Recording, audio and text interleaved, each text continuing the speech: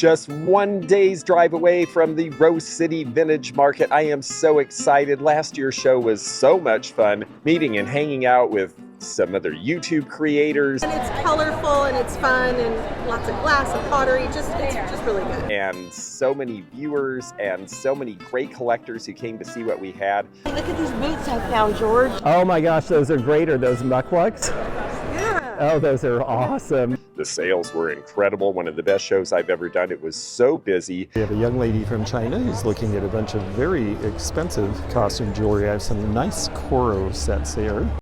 Getting to shop the flea market outdoors. A different kind of vibe here than you do indoors at the show. Are you from this area? Or I you? am from this area. Oh, very good. Yeah. The reason I called myself She's Got Baggage because I sell vintage purses. Yes. And I actually sold a bunch of them. I bet. I was going to say, because I looked and I thought, oh, she's probably got vintage purses and baggage. And I'm looking and I don't see it. All the really cool specialties indoors. There are a whole bunch of people joining us for the first time to do this show. I live here in Portland, Oregon, and I have Ain't That Some Thrift.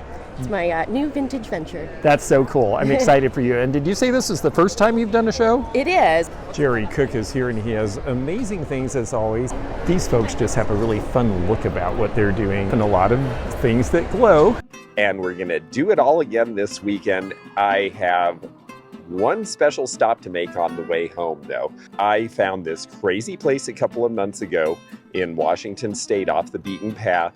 And I've just got to go back and see if they have anything special that I can take to the show to sell because, boy, this place, let me just show you what that was like. I decided to come to Bargain Town, and Bargain Town is Moses Lake, Washington. And this reminds me a little of that shop in Kentucky where all the stuff is sitting out. Of course, it's pretty dry here, so they can get away with that. A bunch of these chairs, also like I'm used to seeing in Kentucky and in California in my childhood. The slightly more grown-up version from the 70s. I think they're pretty cool, honestly. Let me show you the rest of the outside of this place first, because they have everything, including a big dumpster, and I'm sure they need it sometimes, because it looks like they just take on all sorts of used whatever. Antiques, vintage, upcycled furniture, garden decor. So, well, let's hope for some antiques and vintage. Here's a nice pile of stuff that you see in this part of the Old West that's decorative. This is probably stuff they're keeping, but it's fun to see what they've got and to think that maybe they have more of same. If you have a spread, then you can do this sort of thing. 50 bucks on the old stove. We'll go in the garden section first. Well, this is cute in here. I see some older stuff. Ooh, and I see a pottery craft stoneware piece for $5.95. Well, there we go. The overlapping glaze as suggested by Robert Maxwell. The shape, I believe, was one of Masa Fuji's designs. $4.95 on the Francoma bed vase is certainly cheap. This is nice because it's Ada clay. If it was a pair, I mean at $4.95 even if this is single, it's a good deal. And then the big piece here is more mid-century, and so they have a higher price. Cute donkey planter, but I have lots of cute kitschy things right now. $3.75 on the Oak Buffet. I heard that the prices were anywhere from really cheap to retail here, depending, so we'll just take a look and see what we see, but at least we're seeing antique and vintage things. After school cookie jar for $25, that's a pretty good price even nowadays. Traymore hand-decorated chocolates. Best if used in 1942. Franciscan Sundance and Moonstone, I believe, are the patterns. Always like these from the 70s. Unfortunately, that yellow glaze does have a considerable lead count, if that bothers you. Don't leave food in it in store and you're probably fine. Boathouse. Fudgy color. Hooks on them. And I believe they're both $59.95 for the pairs. Cute ring set from the 1920s or early 30s for $6.95, and I like the iron holder there. And these opalescent reamers are good too. $6.95, that's cute. They want $50 for that. Strange and interesting torso-shaped pot there in stoneware for $20. I'm not sure D. Hayes is anybody of note. This apparently is the checkout desk, so there's my pile starting. Moses Lake is an odd place. It was formed basically because of all the 1930s dams. So you'll see late 30s furniture, like these.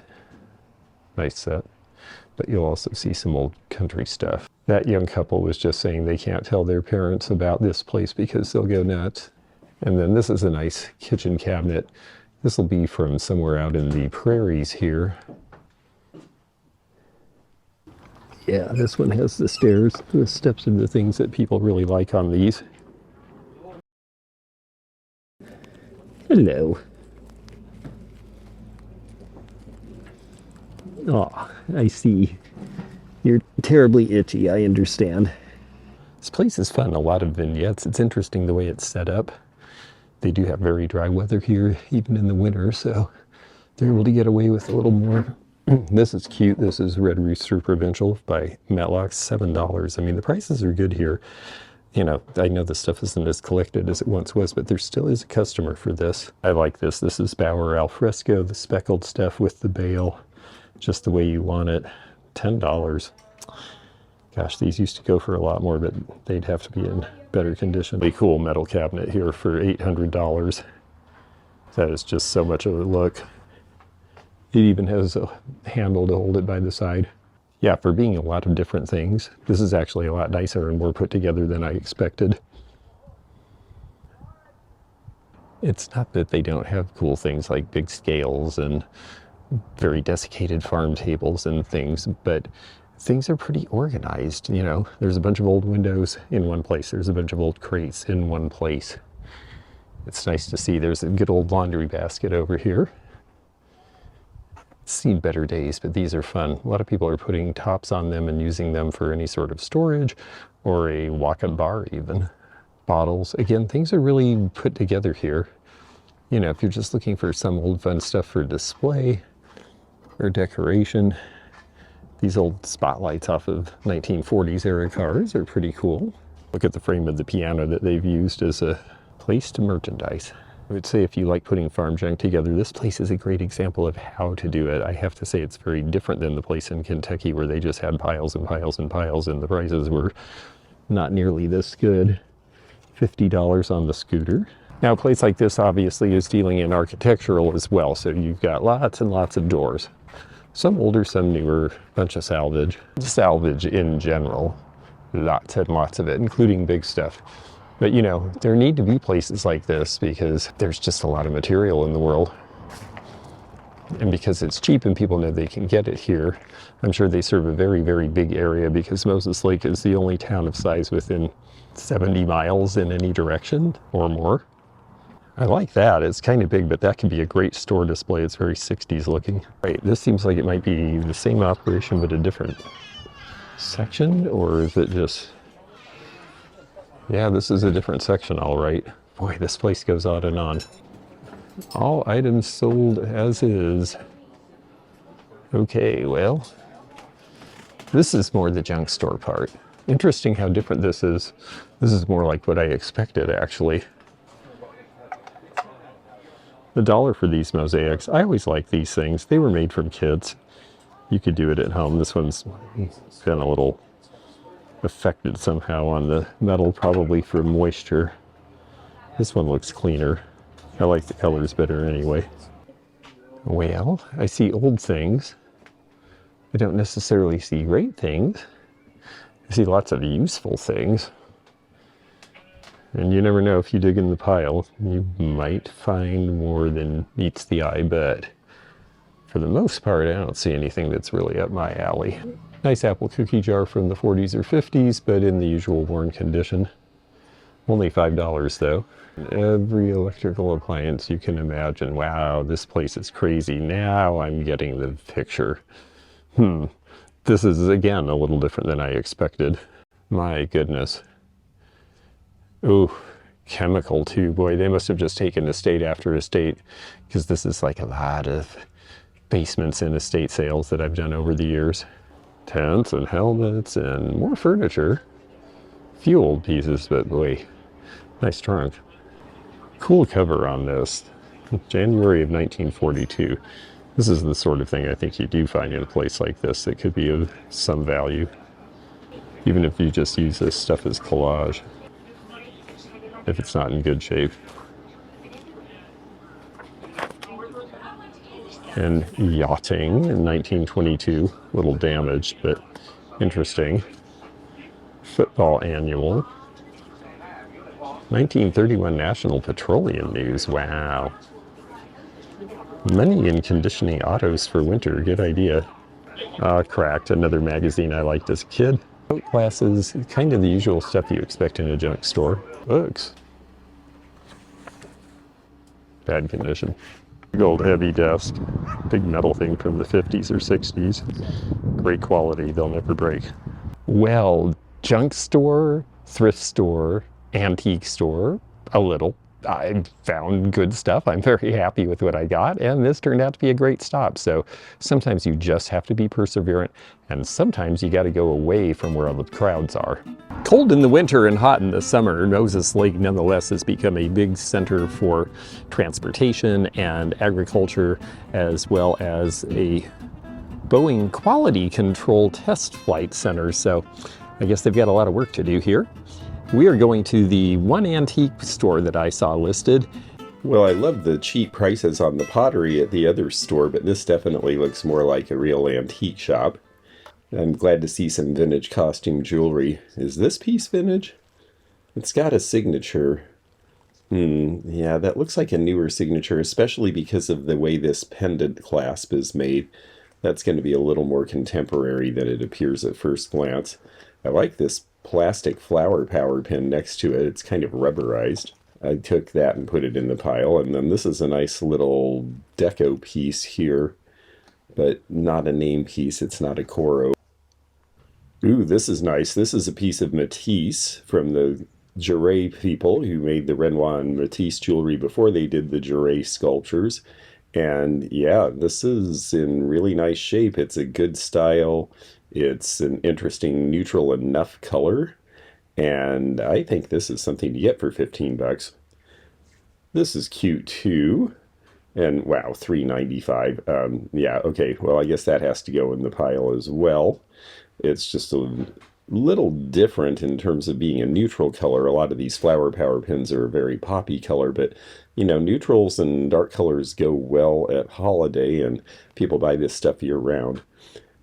This is kind of neat, but it looks like it's maybe shed a stone or two, and it looks kind of small. Made in Austria, mark. I can tell they're not super sophisticated about the jewelry here, because this is the set of ear clips that goes with the necklace, and they have it priced separately and in a separate place. And that's actually great for me. I will take these and make the set again.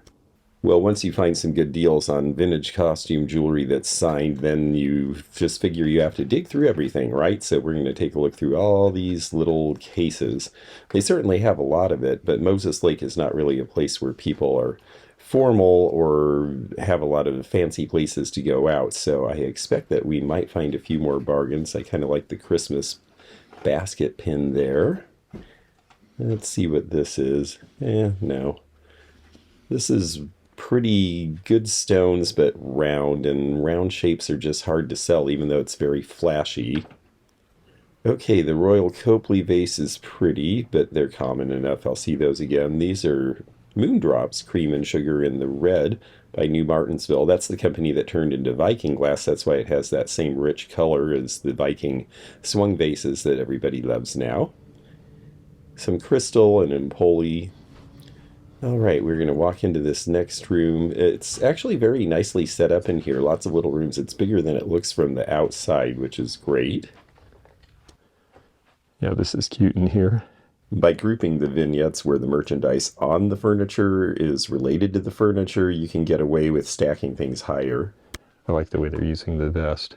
I know vests come and go in style, but I always thought these old fraternal order vests were a fun thing to use as an accessory for fashion. And speaking of an accessory for fashion, well...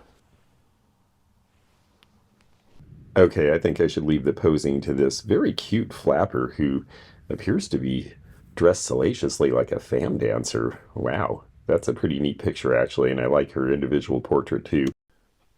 Yes. High lace shoes.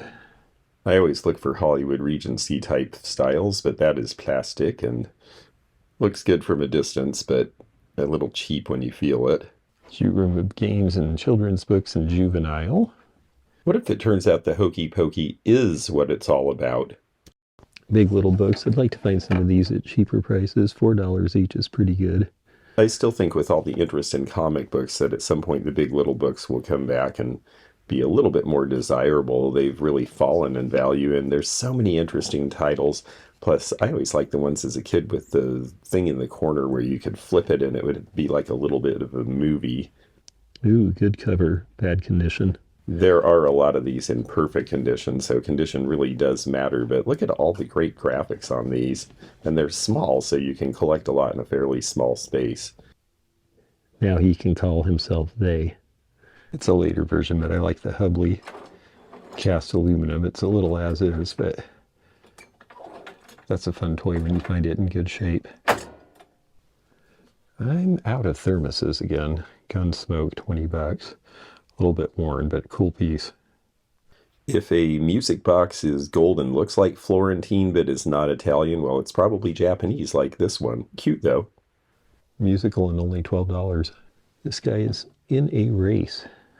These kitschy planters should be under $6 for resale, and it is. I'll take it.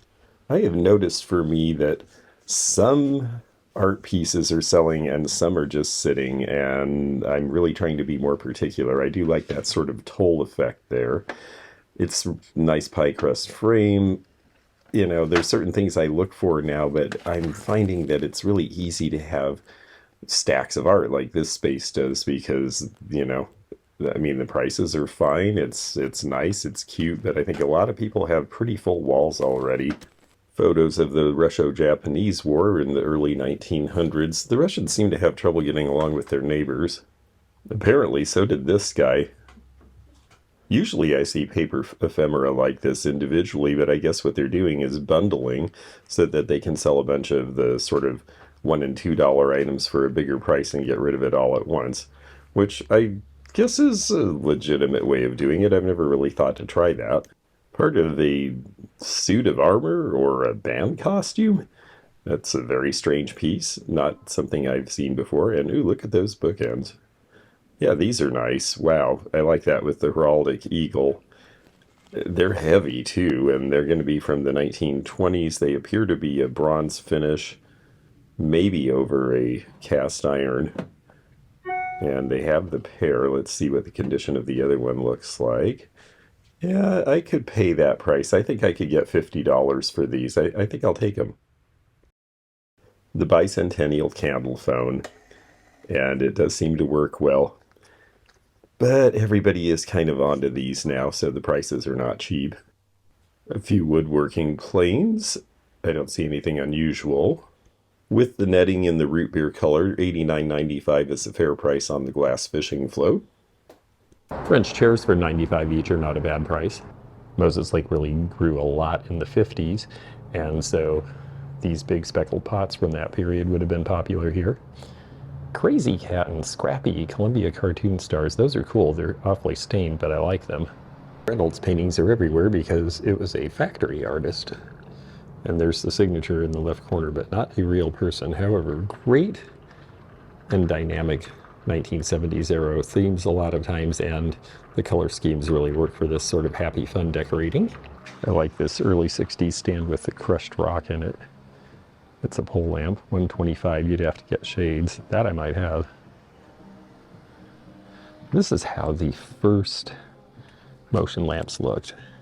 This one's Mount Fuji. These are from about the 1930s, and it would have to be rebuilt, apparently, it says, but in there is your spinner.